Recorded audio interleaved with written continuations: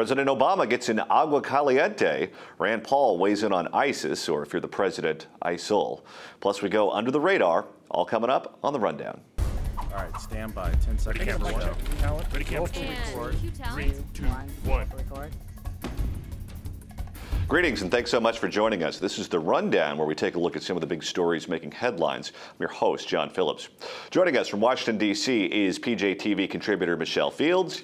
And right here in rainy Southern California, we're joined by the man who's forgotten more about baseball than most people know, stand-up comic Stephen Cruiser. Top story today involves President Obama and immigration reform. The president promised Latino voters that he would act unilaterally through executive decisions to effect a de facto amnesty. He said it was going to happen sometime this year. Well, this weekend he went on NBC's Meet the Press and told Chuck Todd, you know about that amnesty thing, not going to happen. He says he's going to wait until after the midterm election. Todd pressed President Obama on this issue, saying, what do you say to all of these people who are going to get deported before the midterm elections, that this is a political decision and they're just going to have to deal with it? He said, politics had nothing to do with it. It's not that I think that it would kill the Democrats in November. It's just we want to make sure that we look behind every rock. He didn't have the guts to say, John Phillips is right, this is a toxic issue before the election.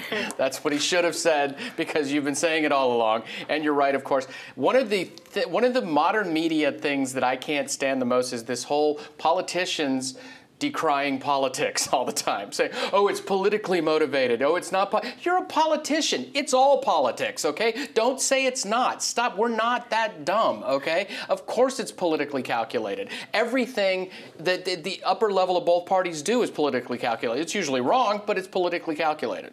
You know, Michelle, if you look at the president's relationship with congressional Democrats, it's not a good one right now. A lot of them are still upset that he made them take that tough vote on Obamacare. It sealed the fate for any number of them, including Blanche Lincoln in the big Tea Party revolution back in 2010.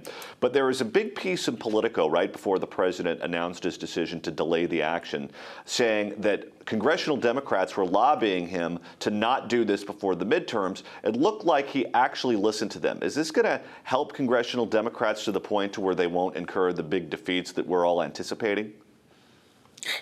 Well, I still think they're going to be defeated, but I'm sure once President Obama announced that he was going to wait until the midterm elections to, you know, have an executive order to tackle immigration reform, I'm sure all of them were saying, thank God, they were so relieved. But President Obama never had a great relationship with congressional Democrats. He's always been kind of cold, never tried building a relationship with them. That's not just Republican members, it's Democratic members as well.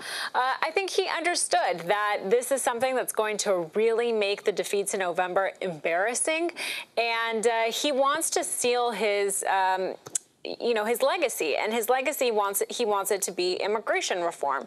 So he has more of an opportunity to do that if Democrats maintain the Senate and not lose as badly as many expect. Here's a $64,000 question. What happens to voter turnout among Latinos now that he announced this? Jorge Ramos just blasted him on Twitter because he said, you made a promise and now you're not keeping your promise. Turnout is going to be a problem for Democrats this election to begin with. Now, if Latinos decide that to punish him, they're just not going to turn out and vote, that could really be a death blow to Democrats, couldn't it? That could really. Yeah, La Raza was all over him this week too. It's from everywhere in the activist Latino community right now. They're really piling on him right now, and that is, I would say, a very likely scenario right now. On the other side, what the Republicans need to do right now is say, look, we still need to get the huge turnout. We need to have the big victory because we need to be able to counter this executive action that he's just told us is coming. And I'm telling you, Michelle, I don't know if you see the tea leaves the same way I do, but the Republican who's still the biggest hawk on illegal immigration, which is still politically a winner, as we've seen based on what the president did here, is Mitt Romney. Mitt Romney is to the right of Chris Christie. He's to the right of Jeb Bush. He's to the right of Rand Paul on immigration. And he was on the Sunday shows this week saying he's not running, but I do not believe him for a second. He has so many op-eds now. He's been in front on the issue of ISIS. I think he's testing the waters. I think he is likely going to run. I don't believe it. All right.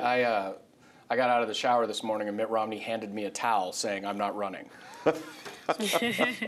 Time will tell. Time will tell. All right, Michelle, what do you have for us? At the top of my rundown, Rand Paul says he supports destroying ISIS with the use of military force. He wrote an op-ed in Time magazine. He says he would have acted more decisively and strongly than President Obama has against ISIS. He went on to say that current foreign policy has allowed radical jihadists to increase and that there are more terror groups now than there were before 9/11. The long-term challenge, he says, is eradicating ISIS, which poses the threat to the United States and Europe. Paul supports airstrikes and wants to arm Kurdish fighters whose territory is now under siege by ISIS. You know, this op-ed is really surprising. It seems when it comes to foreign policy, Rand Paul tends to step back and he doesn't talk as much, and people are constantly accusing him of being an isolationist. And so it's interesting to see him get in front of this issue and be a bit hawkish. But I do agree with him in that I think that ISIS is far more dangerous, far more determined than al-Qaeda was before 9/11. What do you think? Do you think that our country is more dangerous than it was prior to 9/11? I think this is presidential politics. Rand Paul and his father represent the isolationist wing of the Republican Party. That's the libertarian Republicans. Why did George W. Bush get us in Iraq? It's time to get out of Afghanistan. Let's not be interventionist. And in his world, that's a big winner. People, I mean, you saw him get cheered at Berkeley. You see the libertarians are all happy with him. And let's face it, I mean, the guy has accomplished a lot in a very short amount of time. He's a United States senator. That's very difficult to do. So he's experienced success with that position. But if he's going to win the Republican primary, he's going to have to deal with voters who disagree with him on that. Yes. Republican primary voters are decidedly more interventionist than the Paul family. And he has to throw them a bone every now and then to make sure that they get behind him so he can win some of those early primary states. Otherwise, he's going to end up like his dad. Yeah, this caused a bit of angst over at Reason magazine when he made this speech the other day. They jumped on it right away, and then they tried to rationalize it. And I thought the rationalization was pretty sound, too. They said, look, he's basically saying it's okay to do it, but let's do it along the legal channels. Let's make the president make the case before Congress. Let's just not go jump around and go crazy. But you're right. This is a big break from his core constituency, big break from his father. He's still going to have to resolve the daddy problem somehow, because the same day he made the speech, Ron Paul's tweeting something about some 9/11 video truth stuff, and that's going to be a difficult road for him to go down at some point. But this, I thought, was huge. And even though they were a little angsty about it over at Reason, they weren't apoplectic. They weren't mad. They weren't turning on him. Because you've seen in the past, he said something a couple of years ago that got the libertarians going nuts in like half an hour. But this seemed to have straddled very well and made the more conservative, hawkish people happy and the libertarians not mad. Well, this is what successful politicians do, run for president. These are two big tent parties, and you have to take the warring factions and get them together to come to a consensus. Yep. And that's what Rand Paul is angling to do very early on in the process. And now it's time to go under the radar, where we take a look at some of the stories that should have made bigger headlines but didn't. And Cruiser, you're up first.